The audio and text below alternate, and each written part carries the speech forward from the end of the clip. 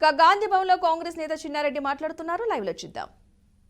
తుమ్మల నాగేశ్వరరావు గారు కూడా స్పందించి మేము వచ్చే ఖరీఫ్ నుంచి పంటల బీమా పథకాన్ని అమలు చేస్తామనేటువంటి నిర్ణయం ప్రకటించడం కూడా జరిగినది.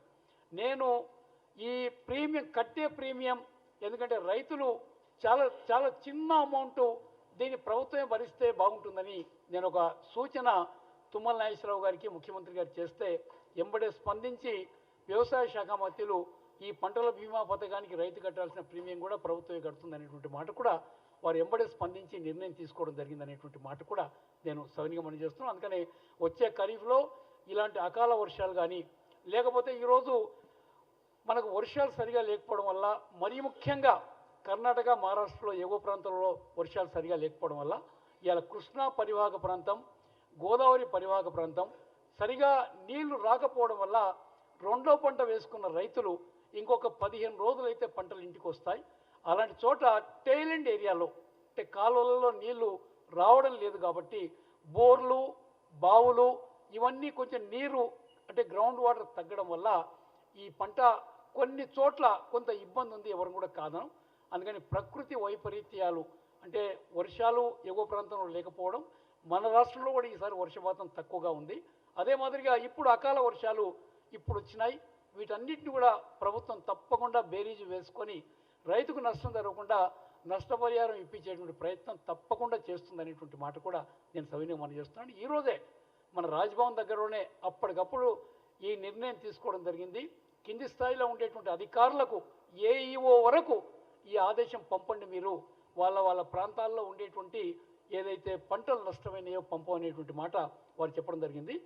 ఈ అకాల వర్షాల వల్ల ప్రధానంగా 9 జిల్లాల్లో తెలంగాణ ప్రాంతంలో నష్టం జరిగింది. ఎక్కువగా ఉత్తర తెలంగాణలో నిర్మల్, నిజామాబాద్, కామారెడ్డి, మెదక్, సిరిసిల్ల, కరీంనగర్, సంగారెడ్డి, సిద్దిపేట్, ఆదిలాబాద్ ఈ 9 జిల్లాలో పంటలు నష్టమైంది. కొన్ని చోట్ల ఎక్కువగా నష్టమైంది, కొన్ని చోట్ల తక్కువగా నష్టమైంది.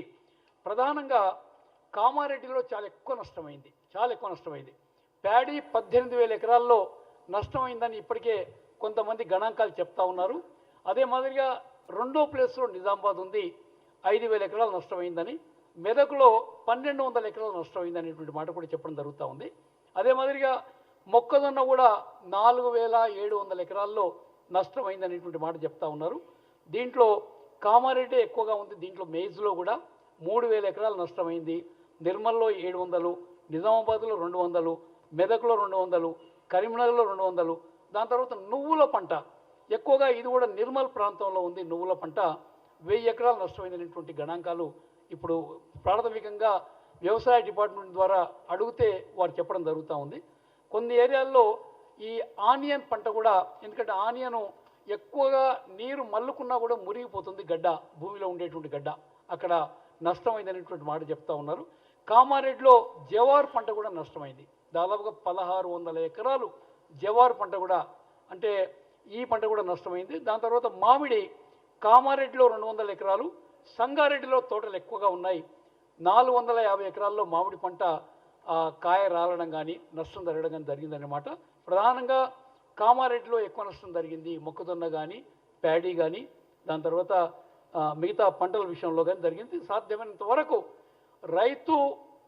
రైతుకు అండగా నిలబడాలి అనే ఉద్దేశం ఉండే ప్రభుత్వం రేవంత్ రెడ్డి గారి ప్రభుత్వం కాబట్టి వారు ఈ రైతు బంధు విషయంలో కూడా కొంతమంది ప్రభుత్వం ఇవాళ ఉండేటువంటి పాత ప్రభుత్వం నాయకులు అంటే టీఆర్ఎస్ నాయకులు, బీఆర్ఎస్ నాయకులు పార్టీని బదనాం చేస్తూ ఉన్నారు.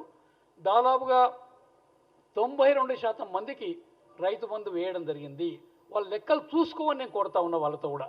92% మందికి, ఏదైతే 8% ఉన్నారో వాళ్ళకి ఇంకా రైతు బంధు పథకం పడలేదు. వాళ్ళందరూ కూడా పెద్ద రైతులు వాళ్ళందరూ కూడా.